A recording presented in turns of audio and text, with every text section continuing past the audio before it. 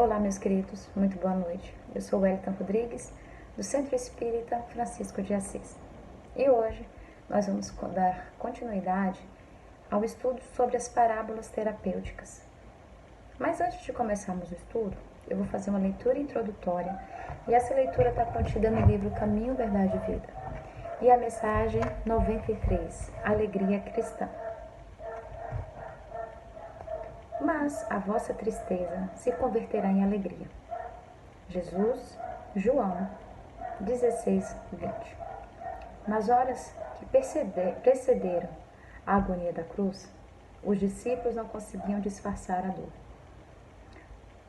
Desapontamento, todos eles estavam em crise. Como pessoas humanas, não entendiam outras vitórias que não fossem as da terra. Mas Jesus, com vigorosa serenidade, exortava-os. Na verdade, vos digo, que vós chorei e vos lamentareis.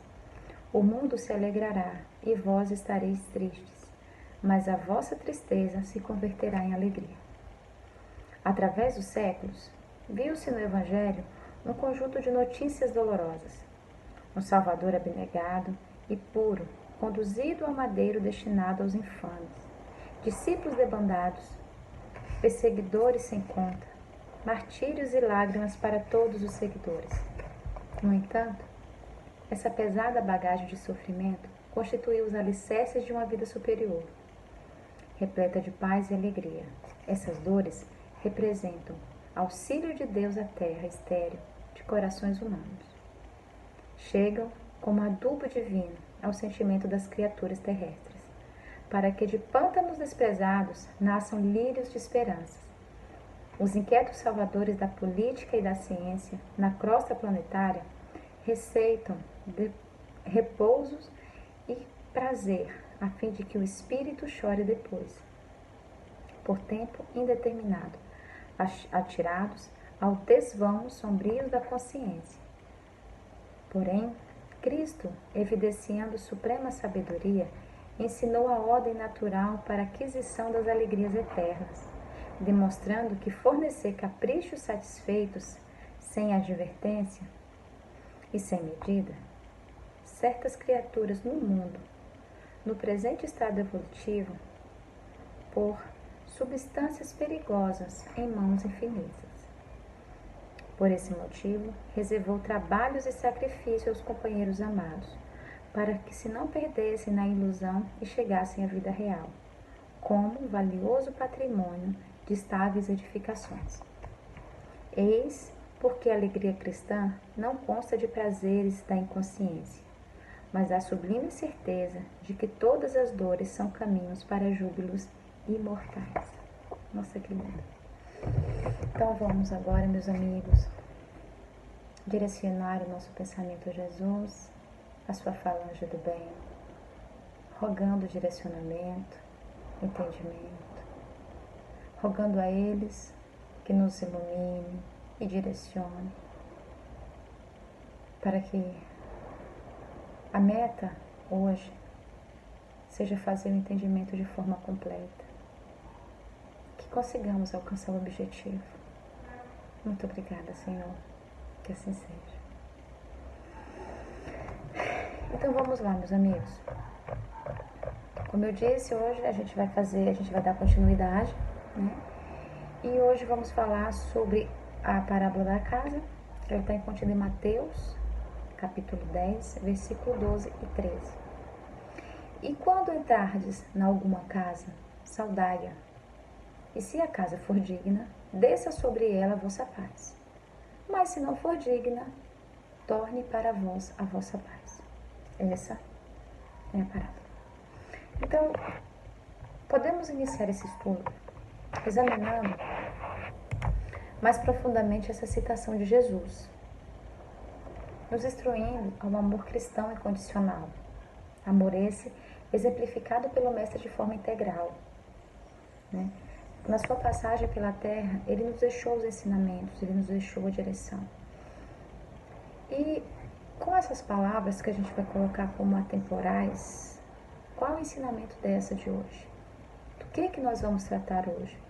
Qual qual a mensagem interpretada por Alírio, né? No Parábolas, eu acho que vocês vão ver aí, infelizmente, de forma espelhada. Parábolas terapêuticas, ela já está contida no volume 1. Né? Então, o que a gente pode levar de ensinamento com essa interpretação belíssima do Alírio? Então, analisando em primeiro momento essa citação bíblica, vamos entender um pouco sobre essa passagem tão pequena, porém tão profunda, porque o tema central dela é o amor. Já nos direcionando para a proposta, vamos primeiramente nos colocar como filhos imortais, como filhos de um pai amoroso. Vamos nos colocar não como filhos imortais, perdão, vamos colocar como seres imortais. Vamos olhar que aqui é o momento, né, da gente ter uma nova visão, da gente construir um ser melhor, buscar a edificação de uma personalidade, buscar a edificação de ensinamentos, buscar isso na base que o Cristo nos deixou. Porque Ele disse que não nos deixaria órfãos.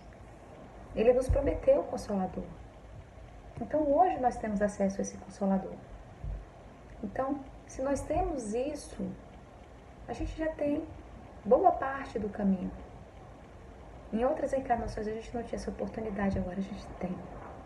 Então vamos fazer bem proveito disso.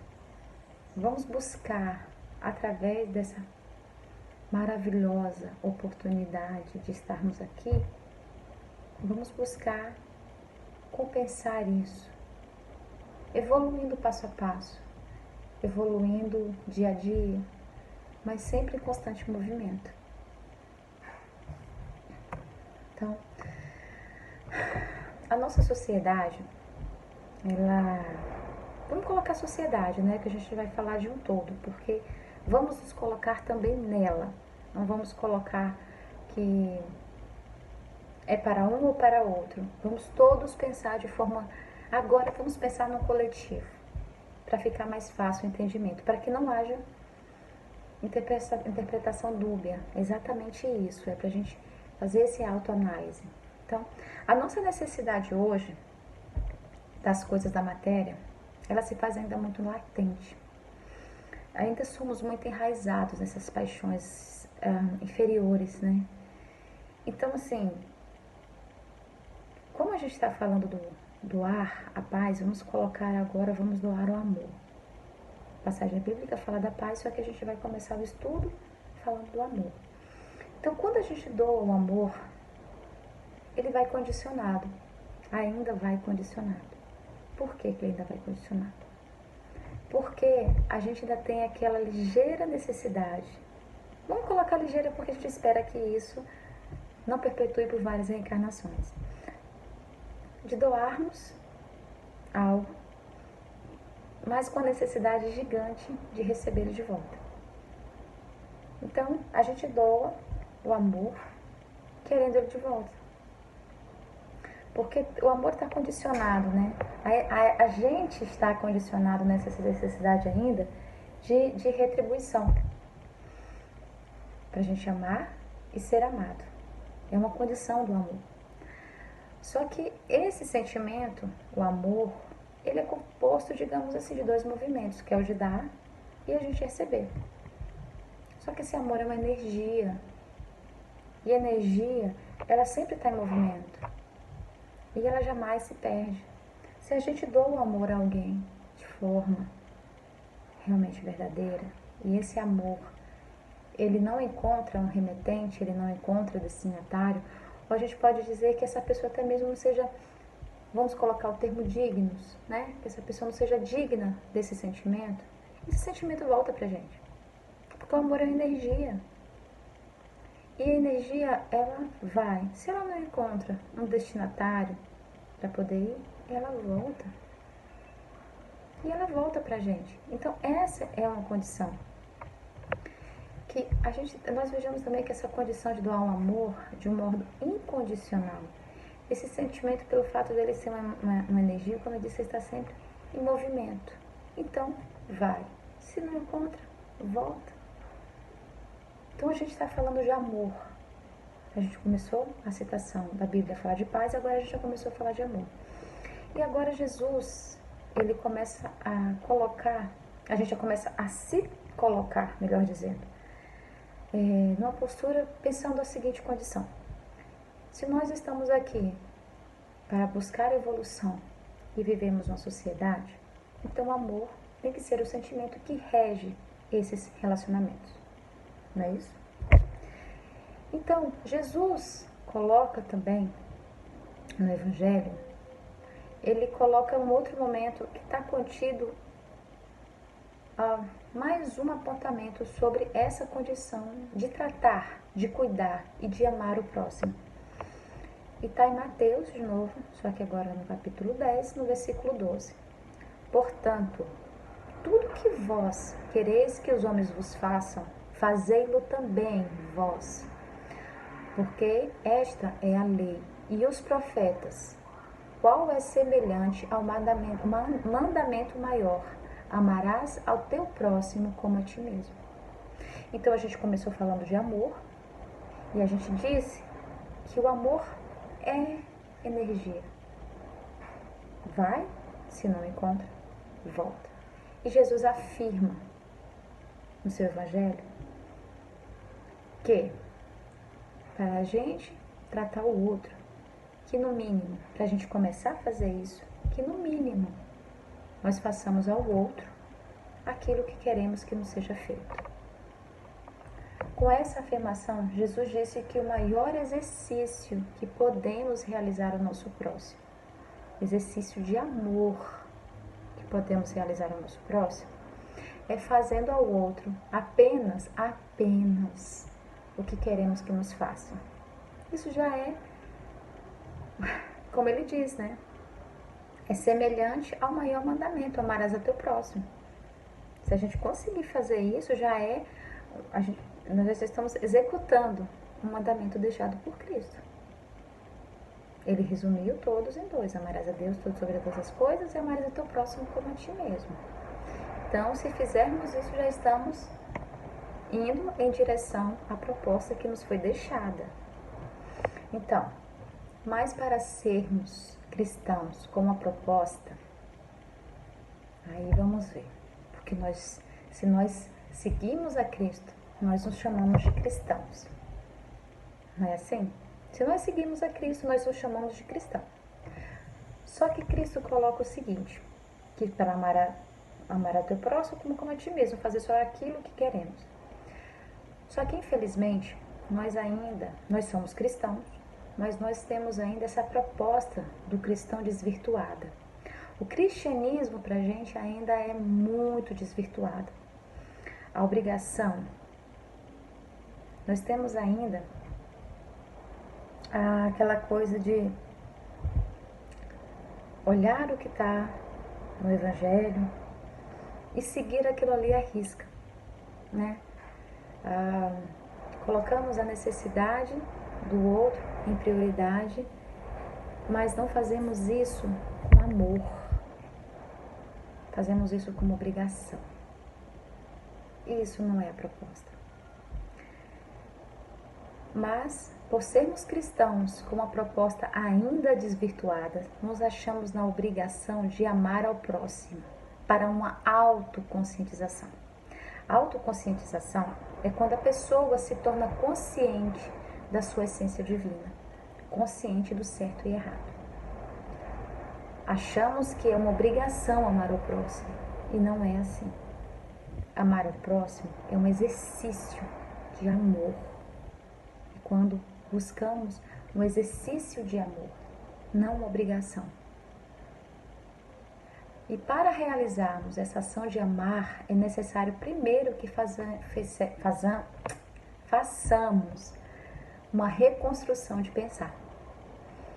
Que nos cobremos fazer ao próximo aquilo que Jesus ensinou, apenas o que queremos que nos seja feito.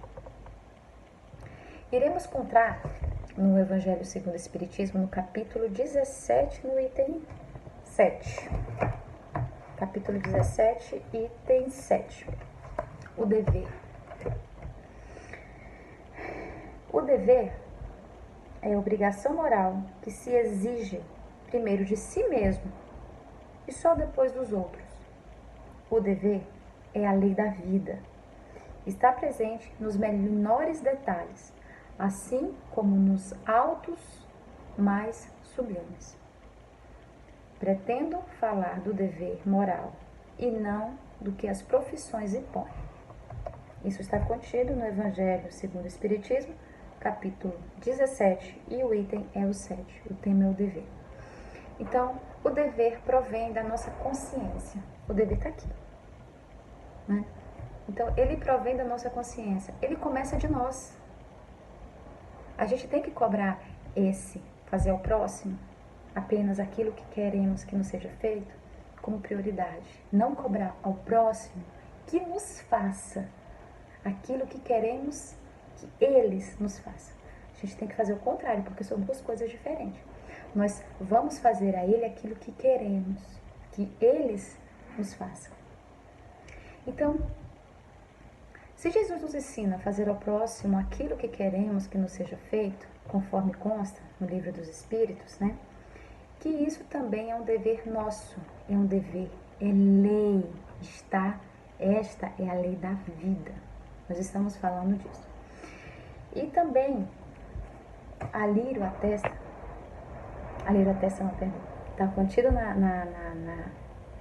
no estudo de Alírio, na pergunta 621, onde está escrito a lei de Deus. 621, onde está contida a lei de Deus? A lei de Deus está contida na consciência. A 621A. Visto que o homem traz em sua essência a lei de Deus, que necessidade estaria de ser revelada?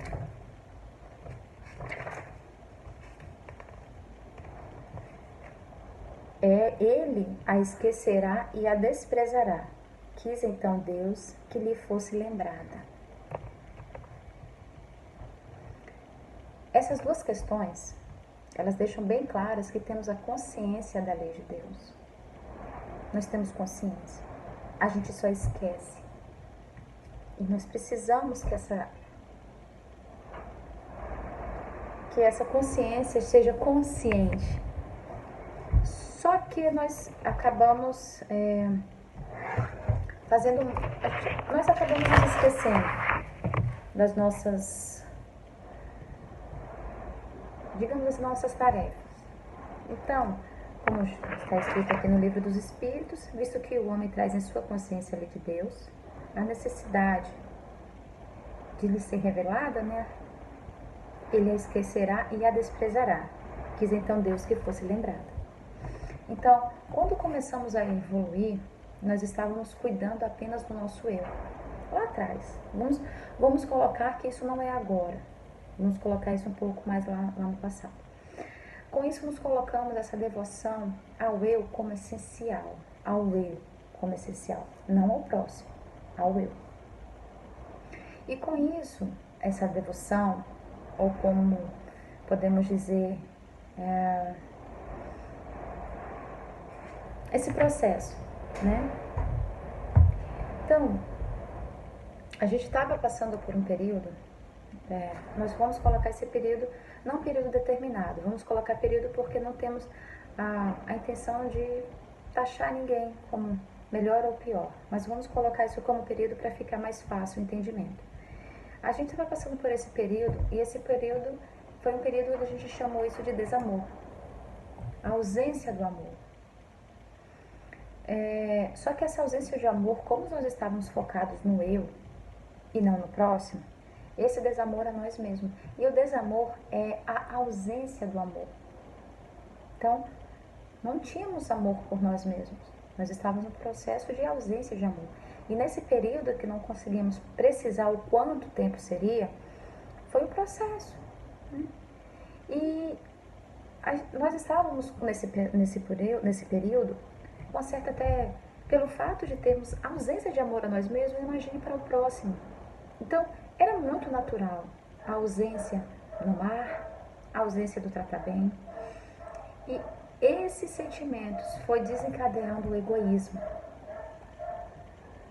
Aí, tem a pergunta 785 do Livro dos Espíritos. 785 do Livro dos Espíritos. Ai, o vento tirou aqui. Bom, qual é o maior obstáculo do progresso? Os espíritos respondem: o orgulho e o egoísmo. Refiro-me ao processo moral. Moral é o que estamos tratando. Porquanto o intelectual se efetua sempre. Porque o intelectual, a gente sempre aprende, né? Há muito tempo que nós temos o hábito de ir às escolas, de irmos a instituições de ensino. Então, o processo intelectual, por mais que não tivemos acesso a vidas passadas a nenhuma instituição de ensino, era prática, fazia com que nós aprendêssemos. Bastava ter a necessidade e a gente conseguia fazer. Então, os espíritos deixam claro aqui que nós estamos falando do progresso moral.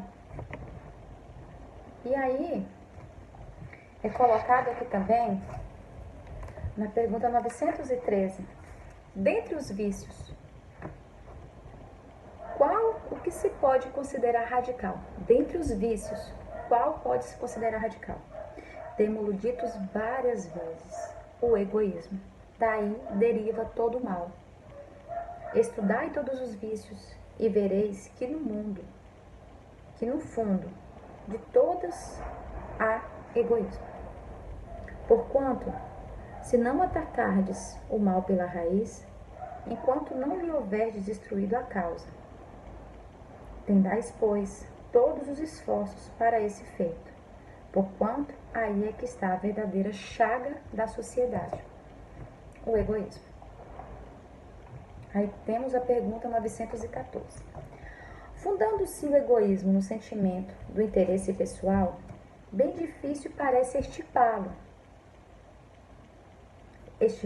inteiramente do coração humano. Chegar-se a consegui-lo? Os espíritos respondem: à medida que os homens se instruem acerca das coisas espirituais, menos valor vão dar às coisas materiais. Depois, necessário é que se reforcem as instituições humanas e que o entretêm e excitam. Isso depende da educação. Então, os espíritos aqui estão falando exatamente sobre o que nós pegamos essas passagens do Livro dos Espíritos para poder começar a fazer essa introdução. E tem mais uma pergunta tão pertinente, que é como podemos fazer esse processo. Qual o meio de destruir o egoísmo? Os espíritos respondem: de todas as imperfeições humanas, o egoísmo é a mais difícil de se desenraizar-se, porque deriva da influência da matéria, influência de que o homem ainda muito próximo da sua origem, não pôde libertar-se, para cujo entretenimento tudo concorre, suas leis, suas organizações sociais, sua educação. O egoísmo se enfraquecerá à proposta que a vida moral for predominante sobre a vida material. É uma resposta longa, como o nosso tempo é um pouco reduzido, eu deixo o convite para vocês de fazerem até mesmo essa leitura, para ficar até um pouco mais claro. E é muito interessante, nós estamos falando da pergunta 785, depois nós passamos pela 913, 914 e por último a 917. Como o nosso tempo é restrito, eu não posso ficar lendo a resposta toda, porque se eu fizesse a sua leitura, eu acho que já daria para entender 90% do estudo da noite. Então, convido vocês também que façam essa leitura. E existe uma citação também, um comentário muito necessário, feito também por Fenelon, na pergunta 917. Eu vou ler um trecho muito pequeno, porque ele é muito necessário para que a gente continue o nosso processo de estudo. E ele diz o seguinte. Cadê?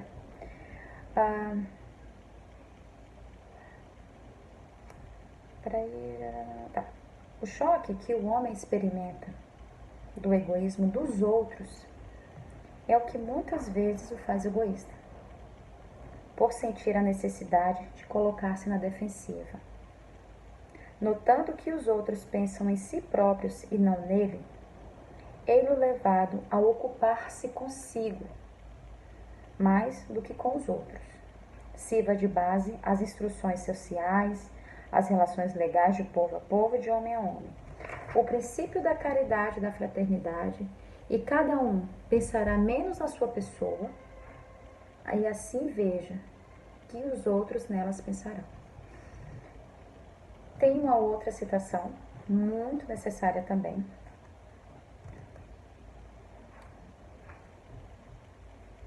que é o seguinte. O homem deseja ser feliz e é natural. É o sentimento que dá origem a esse desejo. Por isso é que trabalha incessantemente para melhorar sua posição na terra. Que pesquisa as causas dos seus males para remediá-los. Quando compreendem bem que no egoísmo reside uma dessas causas, a que gera o orgulho, a ambição, a cupidez, a inveja, o ódio e o ciúme, é que cada um e cada momento se magoam. Aqui perturba todas as relações sociais, provoca as dissensões e aniquila a confiança. Aqui obriga a se manter constantemente na defensiva contra seu vizinho. Então, volto a fazer o convite, porque é uma passagem muito necessária.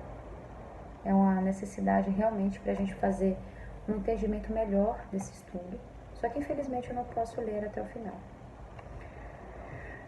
Mas vamos continuar a fazer um resumo dessas perguntas do Livro dos Espíritos. Então, devemos sempre, gente, ir em busca desse melhoramento pessoal. Tanto no lado moral, né? Quanto do lado espiritual.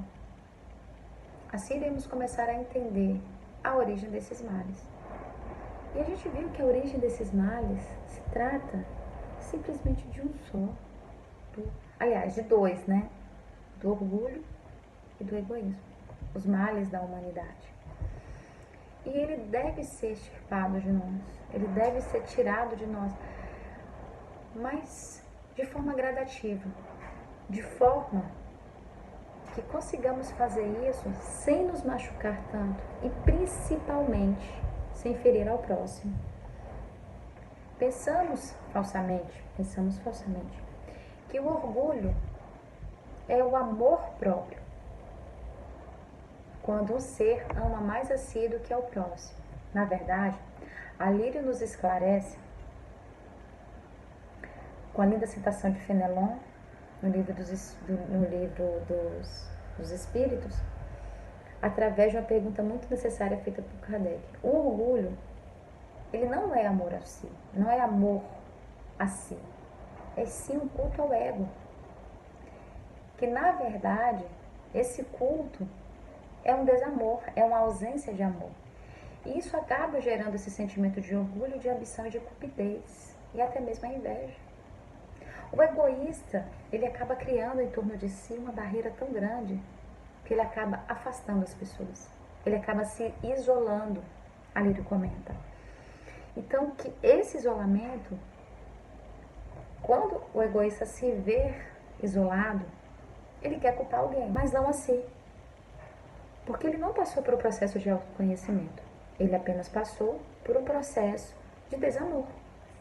Que é quando a gente está no processo de ausência de amor. Então, como eu não tenho consciência de que eu sou responsável por aquilo que eu faço, é sempre a culpa do outro. Então, ele afasta as pessoas ao seu redor. E quando ele afasta, que ele se sente sozinho, ele quer fazer mal a essa pessoa, a essas pessoas que se afastaram, para que ele se sinta bem. Só que não tem como nós afirmação de Alírio, não tem como nós não sentirmos bem praticando o mal ao próximo. Isso não é o bem, isso é um pseudo-bem. Pseudo-bem, o pseude é o prefixo do teor falso, né? Cujo conteúdo não corresponde à realidade, né? E o bem é bem, né? Então, ou seja, é uma falsa sensação de bem para o gerador, aquele egoísta, né? Não é assim? Nós somos geradores da energia. O gerador da energia, egoísmo, ele acaba tratando o outro mal para que ele se sinta bem. Isso aqui não é um bem verdadeiro, é um pseudo-bem. Não tem como eu me sentir bem, eu mesma produzindo mal em outra pessoa. Para que isso? Podemos dizer isso ao contrário da pessoa que se auto-ama, né? E tem então Kardec pergunta, a pergunta, aliás, 917, o homem deseja ser feliz e natural é o sentimento que dá origem a esse desejo. Então, o Nazareno Feitosa, ele fez uma palestra maravilhosa aqui para o nosso Centro Espírita, o Centro Espírita Francisco de Assis, e o tema da palestra é Jesus, Alegria de Viver. E ele fez uma citação muito belíssima, ele diz assim que sim, é natural o sentimento que dá origem a esse desejo, a gente ser feliz é natural. Mas podemos ir em busca dessa felicidade, porém, podemos ir em busca dessa felicidade. E que essa mesma tenha fundamento na base que eu sendo feliz, o meu irmão, meu próximo também será. Só realmente seremos felizes quando estivermos no estado de consciência tal, né, que nos leve a perceber que a felicidade dos nossos irmãos é uma prioridade também nossa. Enquanto esse estado de consciência não é alcançado, o que conduz as relações sociais produzidos ainda agora na nossa sociedade é o egoísmo. Então, às vezes, quando a gente tem, como a gente falou lá no início, ainda nos é distorcida, né? A nossa essência cristã ainda está distorcida. Podemos dizer que quando acreditamos ser cristãos de forma distorcida, nós achamos que estamos gerando um altruísmo. Mas na verdade a Lírio diz que é um pseudo-altruísmo. Pseudo vem do teor de falso e altruísmo é um amor desinteressado ao próximo. Então, ou seja, nós criamos na nossa cabeça que estamos praticando o bem, mas na realidade não estamos praticando o bem. Não estamos praticando o bem na sua totalidade. E nós, seres humanos, ainda viemos num cultivo de egoísmo tão longo por causa da nossa ignorância em tempos passados, que o desenvolvimento espiritual ele acabou sendo de forma inconsciente. Isso acabou também determinando as nossas relações com o outro, caracterizando o desamor, a ausência de amor. Como nós não tivemos consciência dessa parte, de que fazer ao próximo aquilo que queremos que nos seja feito, fazer o bem, estar presente, fazer as coisas que nos foram ensinadas, né? Até mesmo pelos nossos pais, os nossos mestres. Quando ainda estávamos nesse momento de ignorância, nós distorcemos as coisas. Nós distorcemos para um pseudo-altruísmo e o desamor. Então, o desamor acabou criando em nós uma diferença. E essa conexão com o desamor foi tão latente que nesse movimento ficou muito, como é que eu posso dizer, reativo.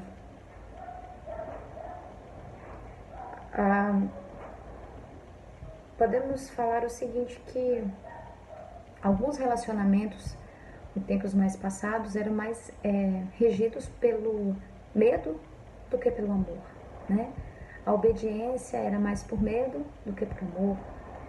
Então, tínhamos essa necessidade de impor opiniões e não tínhamos necessidade de buscar os sentimentos. Então, acabamos nos condicionando a essa relação com a nossa sociedade, com os nossos irmãos, com os nossos pais e mães, em situações de desamor. Então, isso, como eu disse, foi um período. Foram períodos, ciclos, que não podemos determinar o quanto tempo foi, mas que isso aconteceu. Então, nós temos que começar o processo de quebrar isso. Então, e que quando esse processo de desamor ele começou a ser tão intenso, nós começamos a nos afastar, a nos tornarmos egocentristas, egoístas, orgulhosos. E foi um processo que, ao invés de melhorar, acabou prejudicando. Então, nesse movimento reativo, é uma busca de lesão à pessoa em que estamos relacionando. Na conexão com o desamor, a pessoa tem a postura sentimentalista diante da necessidade do outro, caracterizado por sentimento de pena ou dó desse, né? Que é visto como coitado, fato que o leva a querer resolver o problema do outro. Então, o que a gente pode falar disso? Criamos um sentimento de egoísmo, acabamos afastando as pessoas, acabamos sendo um pouco cruéis com essas pessoas que se afastaram porque causa nossa. Então, depois que todo esse processo acontece, nós nos fazemos de vítimas. Ainda esqueci que nós, infelizmente, acabamos gerando mal ao outro para que nos sintamos bem. E depois de todo esse processo, nós nos fazemos de vítima. Para que o outro ainda tenha pena da gente, né? E faça um processo de nós sermos os coitados da história, né? Temos sempre... A gente pratica o mal, digamos assim, como vilões, né? E a gente ainda quer, no final da história, ainda ser os mocinhos da história. Então, é um completo... vamos dizer, é um ciclo vicioso, só que é um ciclo vicioso destrutivo. Passamos por um ciclo vicioso destrutivo. E esse sentimento, o que motiva esse sentimento de culpa, na realidade é uma ansiedade da consciência. Ou seja, é uma necessidade gerada de reencarnações e reencarnações. Essa afirmação foi feita pelo Alírio e ele fala assim que nas quais nós estagiamos na crueldade e na indiferença. Quando sairmos desse estágio de desamor, quando nós sairmos, nós vamos começar a vislumbrar, ter uma noção. Quando nós nos depararmos com esses atos, ou até mesmo quando nós fizermos esses atos, a gente vai começar a pensar que isso é errado. Ou até mesmo estamos fazendo agora. Então ele diz o seguinte, que vamos nos afastar do desamor e vamos nos afastar do pseudo-amor. O que é o pseudo? Pseudo é o termo de falso, né? Então, nós vamos sair da ausência de amor para irmos para o falso amor. Por que o falso amor? Porque estamos no processo, né? É de pouco a pouco, é de tempo a tempo. E o pseudo-amor, ele é muito mais fácil de ser cultuado do que o amor real. Ele é muito mais fácil de cultuar, né? É muito mais fácil de sentir. Porque o amor verdadeiro, ele é um amor que envolve, é um amor que cura, é um amor que... é um amor de doação, é um amor incondicional, é um amor cristão, como está lá em cima, né? Porque Jesus vai nos falar do amor cristão incondicional. Então, o amor verdadeiro é o amor cristão incondicional. E essa inquietude, culpa, é que dificulta os problemas sociais presentes, né? Esse pseudo-amor, esse falso amor. Então, como a gente disse, a gente achava que orgulho e egoísmo, orgulho, né, era um amor a si próprio, mas não era. Era um culto que fazemos a nós mesmos. Não era amor. Não era um amor. E também não era nem pseudo-amor. Era um desamor. Quando a gente passou disso, a gente foi agora para o pseudo-amor, que é um falso amor. Mas mesmo assim já é um processo de busca.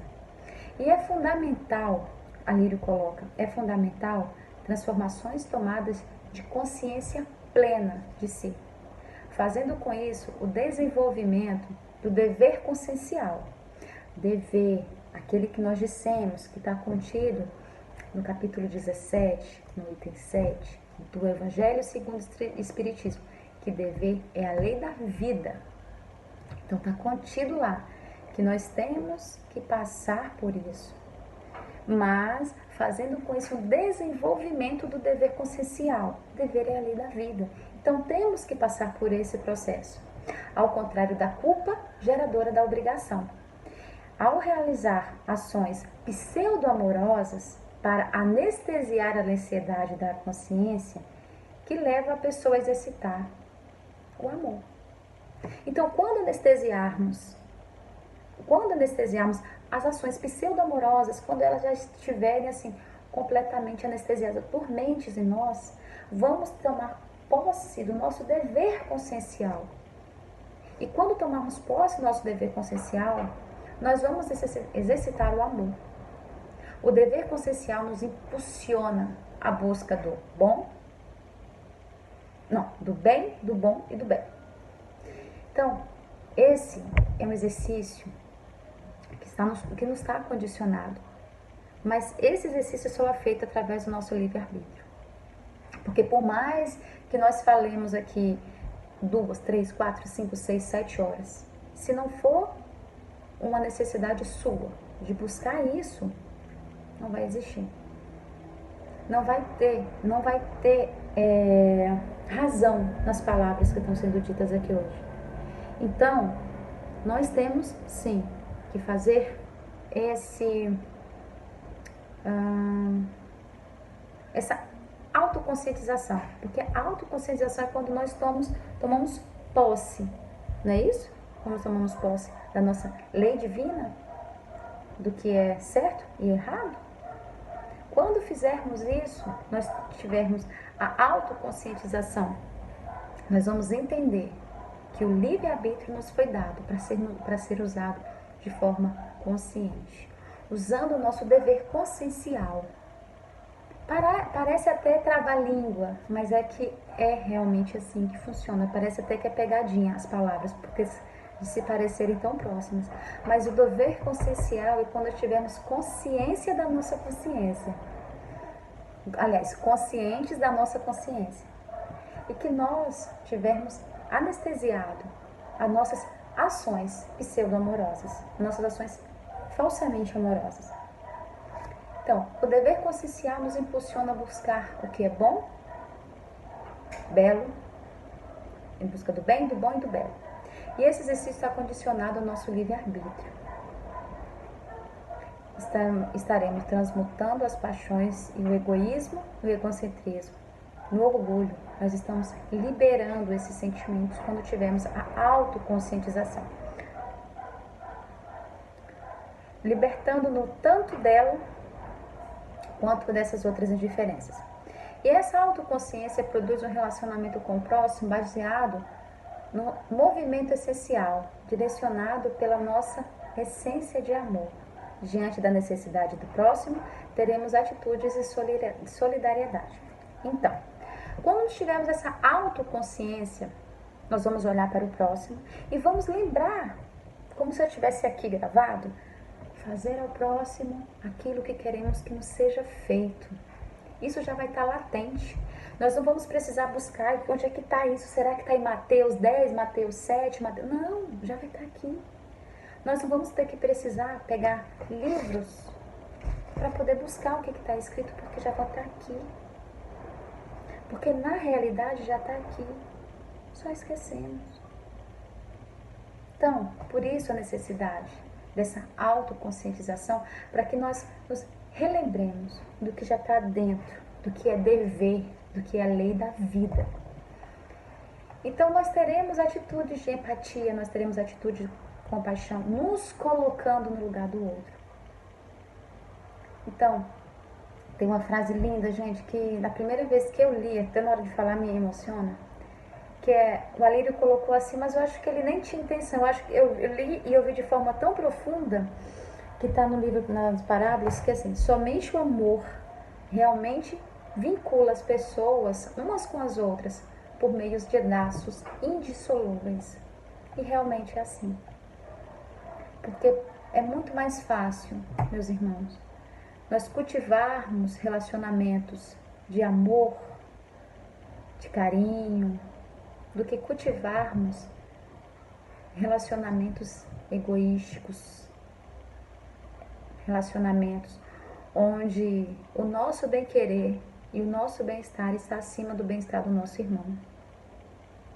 Eu convido a vocês, meus irmãos, a analisarmos as atitudes antes de fazermos, para que depois essa autoconscientização ela realmente aconteça de forma mais plena. Então, estamos chegando ao final. Então, com essa mensagem final, eu encerro aqui esse estudo. Primeiramente, eu agradeço a vocês a oportunidade, agradeço por estarem ouvindo, faço um convite a vocês, que isso aqui é só a ponta do iceberg do que a proposta do Alírio que é muito maravilhoso o estudo na sua totalidade. Esboçamos aqui a nossa interpretação, a nossa visão.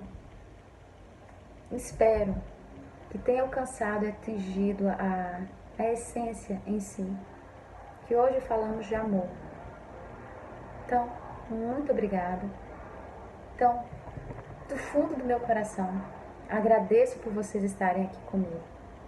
E um bom final de semana a todos. E a paz de Deus esteja com todos. Vou fazer uma prece para que essa sexta-feira seja muito produtiva e que esse final de semana seja lindo. Amado Deus, Pai eterno, agradecemos a Ti mais essa oportunidade de estarmos juntos e reunidos, falando mais uma vez das lições amorosas e instrutivas do amado Mestre. Colocamos diante de Ti, Pai, a nossa necessidade de Ti e a nossa necessidade de Teu direcionamento. Humildemente pedimos a Tua luz e direção. Muito obrigada, Jesus, espiritualidade e amor. Que assim seja. Então, feliz por estar perto de vocês, encerro e convido para a próxima sexta, teremos mais uma parábola terapêutica. Bom final de semana aí e um beijo a todos.